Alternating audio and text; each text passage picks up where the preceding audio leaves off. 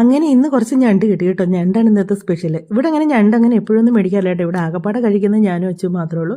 ചേട്ടൻ ശകലമൊക്കെ ഒന്ന് കഴിക്കും, അല്ല വലിയ ഇഷ്ടമൊന്നുമില്ല, കണ്ണൻ ഒട്ടുമേ തൊടുകയില്ല. അപ്പോൾ ഞാനത് വെട്ടാൻ ഇറങ്ങിയപ്പോഴത്തേക്കുള്ള കാക്കയെല്ലാം കൂടെ വന്നിട്ടുണ്ട്. മീൻ വെട്ടാൻ വരുമ്പോൾ എപ്പോഴും ഇവിടെ ഇങ്ങനെ കാക്കകളുള്ളതാണ്.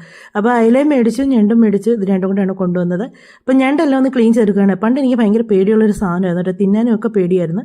ഇത് ഇറുക്കുമോ എന്നൊരു പേടിയായിരുന്നു കേട്ടോ.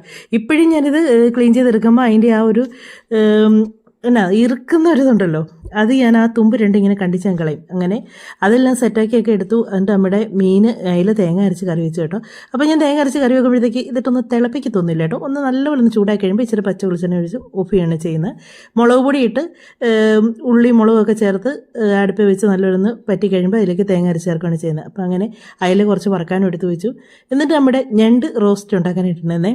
ഈ ഞണ്ട് റോസ്റ്റ് എന്ന് പറഞ്ഞിട്ടുണ്ടല്ലോ, അതിൻ്റെ ഗ്രേവി മാത്രം മതി ചോറിനാനായിട്ട്, വേറെ ഒരു കറിയും വേണ്ട. എനിക്ക് അത്രയ്ക്ക് ഇഷ്ടമാണ് കേട്ടോ. എനിക്ക് ആദ്യമൊക്കെ പേടിയുള്ള സാധനമായിരുന്നു. പണ്ട് ഞങ്ങളുടെ വീട്ടിൽ വെച്ച് ഞണ്ട് കൊണ്ടുവന്നിട്ട് ഞാൻ കഴിച്ചിട്ടില്ല, എനിക്ക് പേടിയായിരുന്നു, ഭയങ്കര പേടിയുള്ളൊരു സാധനമായിരുന്നു. പക്ഷേ ഇപ്പോൾ ഇവിടെ വന്നിവിടുന്നുണ്ടല്ലോ, അങ്ങനെ കഴിച്ച് ഇപ്പോൾ ഭയങ്കര ഇഷ്ടമാണ്. അതിൻ്റെ ഒരു ടേസ്റ്റ് ഭയങ്കര ഇഷ്ടമാണ്. അങ്ങനെ ഞണ്ട് റോസ്റ്റ് ചെയ്യാനായിട്ടുള്ള സംഭവങ്ങളെല്ലാം ഒന്ന് സെറ്റാക്കി. ഇനി തക്കാളിക്കയും കൂടി ഇട്ടൊക്കെ ഒന്ന് വഴറ്റി, ഞാൻ ഇച്ചിരി മസാലപ്പൊടിയൊക്കെ ചേർക്കും കേട്ടോ.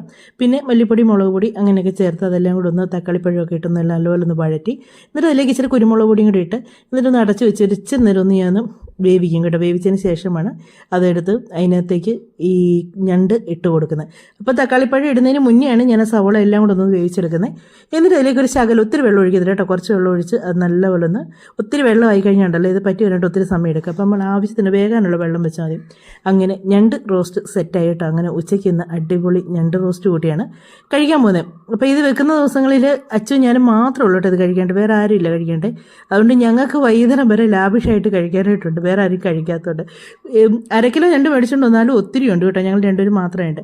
അങ്ങനെ ഞങ്ങൾ ഉച്ചയ്ക്കത്തെ ചോറിനുച്ചയ്ക്കൊക്കെ ഉള്ള കറിയെല്ലാം സെറ്റായി. അങ്ങനെ അയിലക്കറി വന്നു, പിന്നെ അയില വറുത്തത്. എനിക്ക് ഈ അയില കറിയും അയില വറുത്തത് എങ്ങനെ വലിയ ഇഷ്ടം, അയില നല്ല കേട്ടോ, പൊതുവേ മീൻ വറുത്തത് വലിയ താല്പര്യം, ഇടയ്ക്ക് അങ്ങനെ കഴിക്കുമെന്നേ ഉള്ളൂ.